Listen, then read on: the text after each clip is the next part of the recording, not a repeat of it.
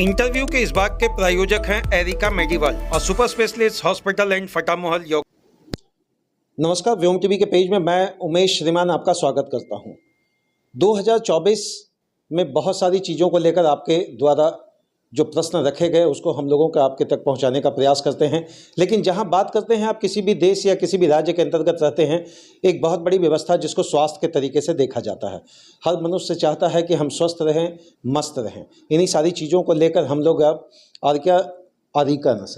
आरिका मेडिवर्ल्ड में हम लोग हैं। हम लोग जानने की कोशिश करेंगे क्या कुछ है। पहले तो आज हमारे से जो डॉक्टर साहब हैं उनका परिचय उनके ही मुखबिंदु से हम लोग करवाएंगे। पहले तो आपका स्वागत।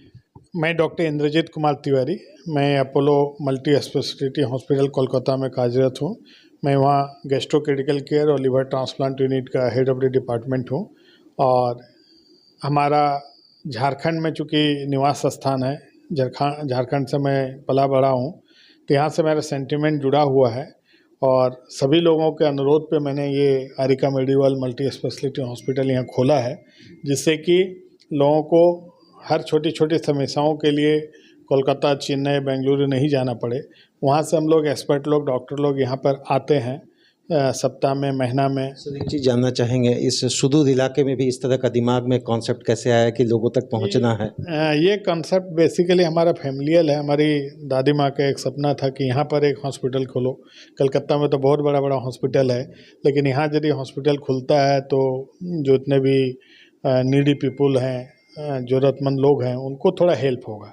अभी मैं आता हूँ जैसे महीना में 2 बार, तो मेरे को तो बहुत परेशानी होती है आना। तो सर, जब आप नहीं होते तो उस यहाँ पर उस कंडीशन में ओपीडी या जो भी इमरजेंसी है कौन देखते हैं? नहीं, यहाँ पर हमारे round the clock duty doctors हैं, एमडी डॉक्टर्स हैं, सर्जन आते हैं, गायनिकोलॉजिस्ट हैं। ये राउंड द क्लॉक हॉस्पिटल की जो रूटीन सर्विस है चलती है।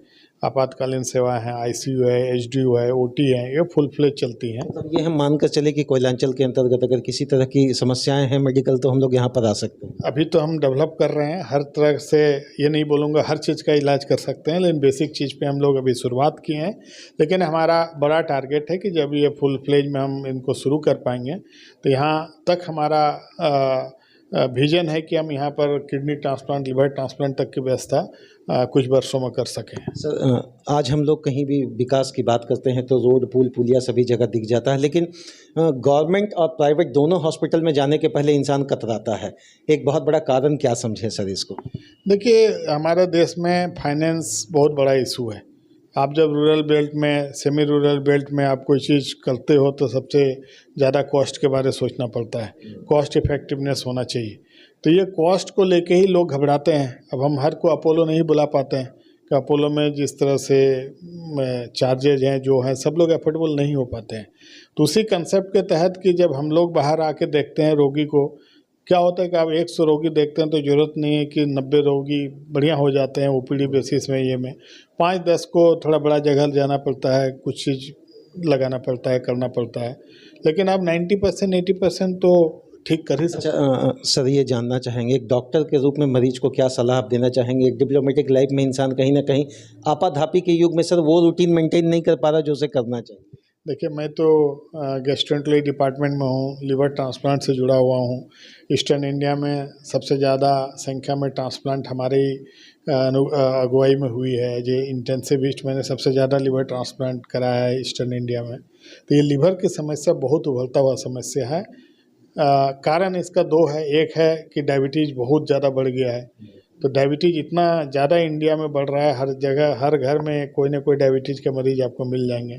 और डायबिटीज़ में पता चलता था पहले कि किडनी और आँख की समस्या ज़्यादा होती है, लेकिन अभी हम लोग कुछ वर्षों में जब से लिवर की स्क्रीनिंग करना शुरू किए हैं, पता चलता है कि लिवर की समस्या भी बहुत ज़्यादा होता है डायबिटीज़ में। और दूसरा, आपको पता ही है अल्कोहल की समस्या। ये अल्कोहल जब तक रहेगा तो आपका लिवर का बीमारी चलता ही रहेगा। अच्छा सर, थोड़ा सा ये जानना चाहेंगे, what are the basic things that we have to maintain in our day-to-day life, sir, which are quite necessary for whether you are related to the professional or non-professionals? Definitely I will like to tell you few points. कुछ चीज़ आपको दिमाग में रखना पड़ेगा। आज अभी देखिए, 100 साल पहले मेडिकल साइंस उतना डेवलप नहीं था, लेकिन लोग 100 साल जीते थे, 90 साल जीते थे। क्यों जीते थे? वो एक खाने में प्योरिटी थी, डाइट था, एक्सरसाइज था, लोग खटते थे, शारीरिक परिश्रम करते थे। अभी क्या होता है, हम गांव घर में ही जाते हैं तो लोगों के पास बाइक हो गया है, साइकिल नहीं चलाते हैं, पैदल नहीं चलते हैं। शहर की तो बात ही अलग है। और खाने पीने का भी फास्ट फूड का, जंक फूड का बहुत ज़्यादा हैबिट है। तो सबसे है कि आपको डिसिप्लिन मेंटेन करना होगा, खाने का, सोने का, उठने का। हम काम में इतने बिजी हैं कि हम 6 घंटे सो नहीं सकते हैं, टाइमली 3 बार खा नहीं सकते हैं। क्या खाएंगे उसका कोई भरोसा नहीं है, कहाँ से खाएंगे उसका भरोसा नहीं है, क्योंकि शरीर आपका सबसे बड़ा धन है। यदि आप स्वस्थ हैं तो कुछ भी कर सकते हैं, अस्वस्थ हैं तो कुछ भी नहीं कर सकते। एक डॉक्टर के रूप में क्या सलाह देंगे सर एक आम आदमी को? कोई 300 रुपये भी कमाता है, कोई 3000 भी कमाता है, कोई 3 लाख भी कमाता है, लेकिन बीमारी सभी का एक पैरेलल स्ट्रीम में आ गया है सर। सभी को शुगर हो रहा है, अस्थमा हो रहा, बीपी हो रहा। इसलिए मैं बोला कि डिसिप्लिन सबसे बड़ा चीज़ है। चाहे आप 300 कमाएं या 300 करोड़ कमाएं, सबसे बड़ा बात है आपका खाने का समय, सोने का समय, खाने का क्वांटिटी, कुछ डेली एक्सरसाइज करने का। ये माइंडसेट आपको होना चाहिए कि हम रूटीन जो मेरा रोज़मर्रा की ज़िंदगी है, आज जो आप खाना पीना खा रहे हैं, जो आपका लाइफ स्टाइल है, वो कल आपका फ़र्क नहीं पड़ने वाला है। ये 5 साल 10 साल के बाद होगा।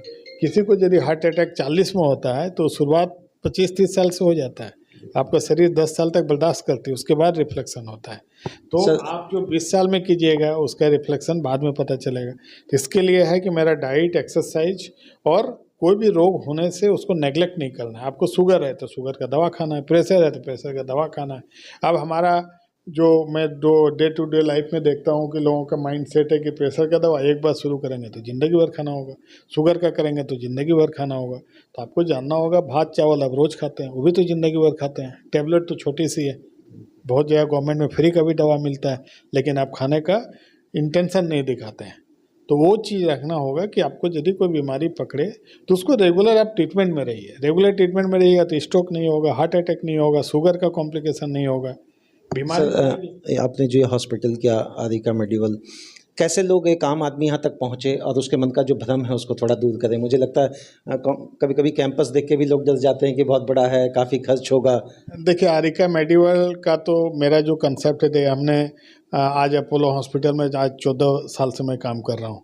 तो एक एपेक्स इंस्टीट्यूट में काम कर रहा हूँ। तो वहाँ काम करने का जो तरीका है, वातावरण है, वो हमारे जहन में कहीं ना कहीं है। तो मैं इसको तो ये नहीं बोल सकता हूँ कि उसी पैरेलल में उसको ये कर सकता हूँ, लेकिन जो बेसिक मेडिकल का चीज़ है ना, जो साफ़ सुथरा होना, ट्रेंड स्टाफ होना, सही दवा का मिलना, डायग्नोसिस सही समय पर होना, ये चीज़ के लिए आपको डेडिकेशन चाहिए, कमिटमेंट चाहिए, ईमानदारी चाहिए। वो चीज़ हम आप कर सकते हैं।